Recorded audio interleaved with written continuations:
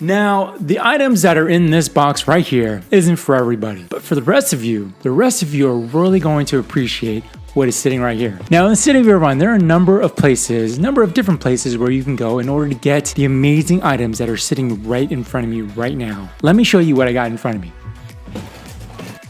Now, look at that right there. Now, this right here is a box full of heaven. Now, this looks like chocolate chip bread, but it isn't. But it's actually Nutella chip bread. If you've ever had Nutella before, you know that you can't go wrong with Nutella. It's amazing. And this is one of the things my daughter loves eating. It's like a rainbow sponge cake thingamajig, I don't know, but she loves it and it's colorful and it's a lot of fun. Now, the items in this box isn't for everybody, especially for those of you that are on like a paleo diet. Trust me, I've been there. I know all about it.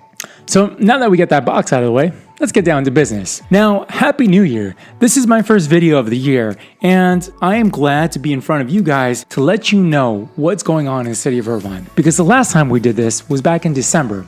Now, if you want to check out that video, I'll go ahead and put the link up here or in the description below. So what we're here to talk about today is the Irvine housing market. A lot has changed in the last 3 months since we actually done this video, and I want to share some of these numbers with you. So back in December, in our last market update, there was 612 active homes for sale at the time. Now, as of today, there are 703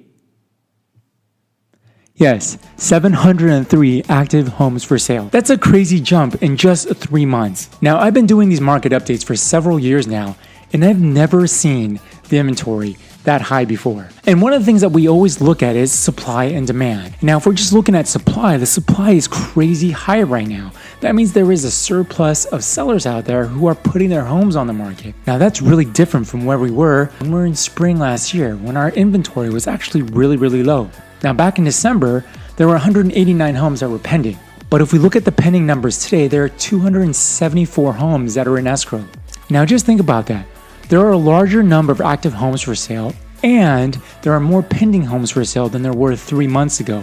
And basically what that means is there are more sellers and buyers in the marketplace today than there were 3 months ago. Now, one of the stats that we look at is days on market. Days on market is a term that we use in order to determine how fast a home sells. What's the average time? Now, back in December, it was 48 days. As of today, it's 33. So not only is there an increase in sellers and buyers, but it's also taking a shorter amount of time for those homes to get into escrow. Now, there's been a lot of talk about, is the market going to turn? Is it going to shift down? The people that want to sell properties are also thinking about that as well. They're thinking about, is it a good time to actually put my home on the market? And buyers, is it a good time to buy right now? Now, as we head into the spring, it's typically the time where the market starts to ramp up. Now, 3 months from now, we're going to do a market update. And in retrospect, we're going to take a look at the numbers as of today. 703 active homes for sale. Where is that going to go in 3 months? Is it going to go up? Is it going to stay level? Is it going to go down? I'd be really surprised to see the inventory go up from here. Honestly, I've never seen the inventory this high before.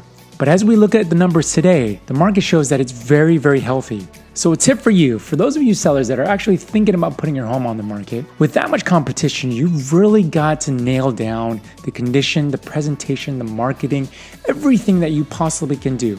Now, typically what I'll do with new listings that we take on is survey the property inside and out.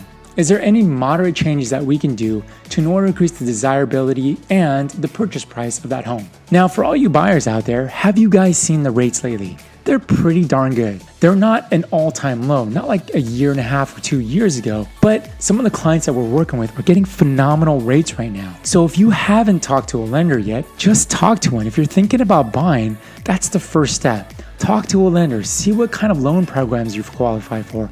Are there any buyer assistance programs that you qualify for? What type of programs are good for you? A 30-year, a 15, a 10, an ARM?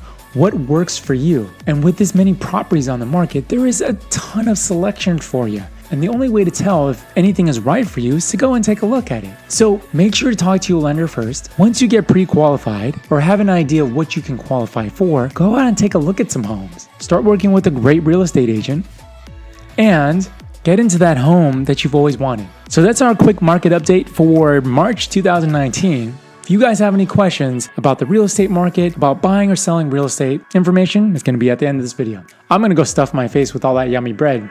I'll see you guys later.